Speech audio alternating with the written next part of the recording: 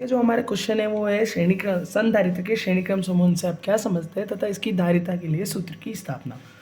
तो संधारित्र का श्रेणी क्रम समूहन होता क्या है, पहले हम उसको देखते हैं। इसको एक डायग्राम के थ्रू समझते हैं। इसमें प्रत्येक संधारित्र को हमने यहाँ 3 संधारित्र लिए हैं। इसके श्रेणी क्रम समूहन को मैं ईजी वे में बताता हूँ। तो हमने यहाँ पर 3 संधारित्र लिए हैं। इसमें प्रत्येक संधारित्र की दूसरी प्लेट को दूसरे संधारित्र की पहली प्लेट से जोड़ते हैं। कुछ इस तरह से जोड़ा जाता है कि एक समूह जो होता है वो श्रेणी क्रम को दर्शाता है। ठीक है, इसमें इसके बाद जो पहला संधारित्र है उसकी पहली प्लेट को हम एक आवेश प्रदान करते हैं तथा अंतिम संधारित्र को हम पृथ्वीकृत कर देते हैं। ठीक है, ये जो समूह होता है ये श्रेणी क्रम समूह कहलाता है। अब एग्जाम में इसे कैसे लिखना है उसको देखते हैं। संधारित्र को श्रेणी क्रम समूह में जोड़ने के लिए प्रत्येक संधारित्र की दूसरी प्लेट को, जैसा कि मैंने पहले बताया था कि दूसरी प्लेट को दूसरे संधारित्र की पहली प्लेट से जोड़ दिया जाता है तथा अंत में संधारित्र की पहली प्लेट को क्यू आवेश दिया जाता है। ठीक है, प्रत्येक संधारित्र की पहली प्लेट को क्यू आवेश प्राप्त हो जाएगा तथा अंतिम संधारित्र की दूसरी प्लेट को पृथ्वीकृत कर दिया जाता है। ठीक है, ये हो गया हमारा श्रेणी क्रम समूह।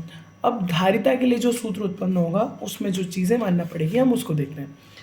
माना कि 3 संधारित्र जिनकी धारिताएं क्रमशः C1, C2 तथा C3 है, जिनकी प्लेटों के मध्य विभवांतर C1 के लिए V1, C2 के लिए V2 और C3 के लिए V3 है। जब प्रथम संधारित्र की पहली प्लेट को Q आवेश दिया जाता है तथा बाहरी सतह पर या दूसरी सतह पर प्रेरण के द्वारा क्या उत्पन्न होगा, ऋण आवेश उत्पन्न होगा। अब इसको थोड़ा एक डायग्राम के थ्रू देखते हैं। एक ही संधारित्र मानते हैं। जब हम पहले संधारित्र की पहली प्लेट को धन आवेश देते हैं तो प्रेरण के कारण दूसरी प्लेट पर ऋण आवेश उत्पन्न हो जाता है तथा दूसरी प्लेट पर बाहर की तरफ धन आवेश भी उत्पन्न होता है। प्रेरण में दोनों आवेश उत्पन्न होते हैं, लेकिन हमें है ना इस विभव को, पहली प्लेट के विभव को कम करने के लिए, इस धन आयन के विभव को कम करने के लिए ऋण आवेश की तो आवश्यकता होती है, लेकिन धन आयन क्या होता है कि इस आवेश को क्या करता है, निगलेक्ट करता है। तो उस आवेश को हटाने के लिए हम उसे क्या करते हैं कि दूसरी सतह को हम पृथ्वीकृत करते हैं। मेन रीज़न पृथ्वीकृत करने का या अर्थिंग करने का यही होता है, विभव को कम करना। ठीक है, यह प्लेट दूसरे संधारित्र से जुड़ी होती है तथा क्यू आवेश दूसरे संधारित्र में चला जाता है। यहाँ पर एक साथ 3 संधारित्र है, तो जो दूसरी प्लेट पे जो आयन बनता है, जो कि धन आयन होता है, वो पहली प्लेट के लिए एक आवेश के रूप में कार्य करता है। लेकिन अंतिम प्लेट पर जब ये आवेश जाता है, ऋण आयन के बाद एक धन आयन जो उत्पन्न होता है, उसको क्या करते हैं कि आखिरी में एक कहीं ना कहीं एक अंतिम संधारित्र की जो प्लेट होती है उस पर भी धन आयन होगा, तो उसको क्या है कि एक पृथ्वी की सतह पर तार के माध्यम से पहुँचाया जाता है।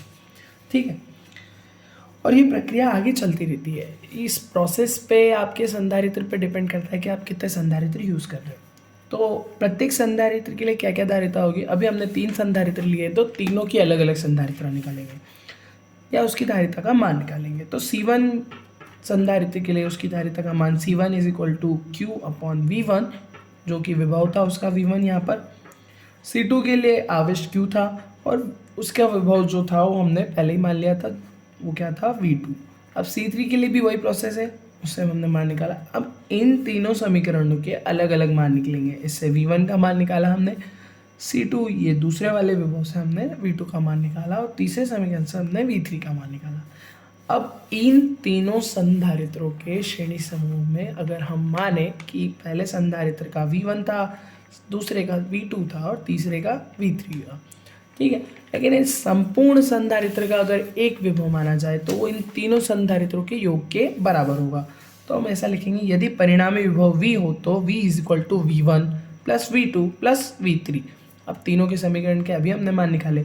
अब ये तीनों मान इस समीकरण में रखने पर तो V is equal to Q/C1, V2 is equal to Q/C2, V3 is equal to Q/C3। अब इन तीनों समीकरण में क्या कॉमन आ रहा है, तो Q कॉमन आ रहा है, तो Q को हम बाहर कर लेते हैं। थीटा दिख रहा है, इसको Q कर लेते हैं। Q कर दिया, 1/C1, 1/C2, 1/C3 is equal to 1। ये हमारा समीकरण नंबर 1 प्राप्त हुआ। अब हम आते हैं परिणामी धारिता पर। ये तो हमारा विभव आया। अब परिणामी धारिता का सूत्र क्या होता है, C is equal to Q/V। V का मान तो अभी हमारे पास था, तो इस V का मान, इस जो समीकरण से हमें जो प्राप्त हुआ उसको हम इस मान में रखते हैं। तो v का मान थोड़ा पक्षांतर करके लिख लेते हैं, v is equal to c upon v. तो इस समीकरण से मैं क्या करता हूँ कि इसका मान ना रखते हुए मैं डायरेक्ट यही वाला जो छोटा मान है इसमें रख देता हूँ। मैंने समीकरण नंबर 1 में ये वाला मान रख दिया, तो v का क्या मान प्राप्त हुआ मुझे, q अपॉन सी। तो इस v की जगह मैं q अपॉन सी लिख दूंगा समीकरण नंबर 1 में जाके, या तो फिर इस v के मान को यहाँ रख दो, दोनों चीज़ों में आंसर सेम ही आना है। मैंने क्या किया कि v is equal to q upon c रखा समीकरण नंबर 1 में, तो q अपॉन सी की जगह ये लिखा, q से q कैंसिल हो गया, पक्षांतर करने पर ऑलरेडी कैंसिल होता, मैंने डायरेक्ट काट दिया। तो मुझे क्या प्राप्त हुआ, 1 upon c is equal to 1 upon c one plus 1 upon c two plus 1 upon c three. यही परिणामी धारिता के लिए श्रेणी क्रम समूह में धारिता के लिए सूत्र है। इससे हमें क्या मतलब ज्ञात होता है कि स्पष्ट है कि परिणामी धारिता मतलब कि हमें इससे पता क्या चलता है वो देखते हैं। इस सूत्र से यह स्पष्ट है कि परिणामी धारिता का व्युत्क्रम सभी संधारित्र की धारिताओं के व्युत्क्रम के योगफल के बराबर होता है। स्टेटमेंट एग्जाम में 1 या 2 नंबर के हिसाब से पूछा जाता है, इसलिए इसे नोट के इस बेस में लिख लेना आंसर।